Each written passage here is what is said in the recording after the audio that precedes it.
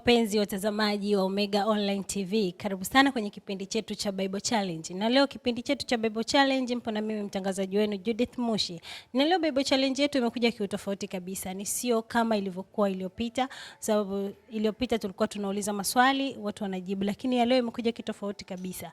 Japo ni Bible Challenge ile ile, lakini imekuja kitofauti kabisa. Ya leo imekuwa na tunakuwa tunauliza alphabet za majina kwenye kitabu cha Biblia. Alafu walionishiriki katika studio zetu watakuwa wanajibu kwa wakati na kwa sekunde chache zaidi. Karibu kaka. Na nitajie kitabu kwenye Biblia kinachoanza na herufi P. Petro. Karibu, asante sana. Asante. Namkaribisha mshiriki wa pili. Karibu. Naomba nitajie kitabu kinachoanza na herufi T. Timotheo, asante sana. Asante, namkaribisha mshiriki mwingine. Karibu.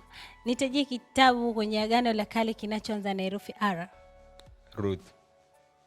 Asante sana. Nakaribisha mshiriki mwingine.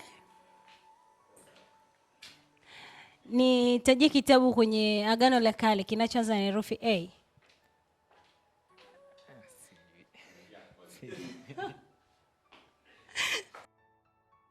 Kweli kabisa. Asante. Kitabu kinachoanziwa na herufi A kwenye Agano la Kale kinaitwa Ayubu. Asanteni. Mlikuwa na mimi mtangazaji wenu Judith Mushi. Tukutane tena wakati mwingine kwenye kipindi cha Bible Challenge. Asanteni sana.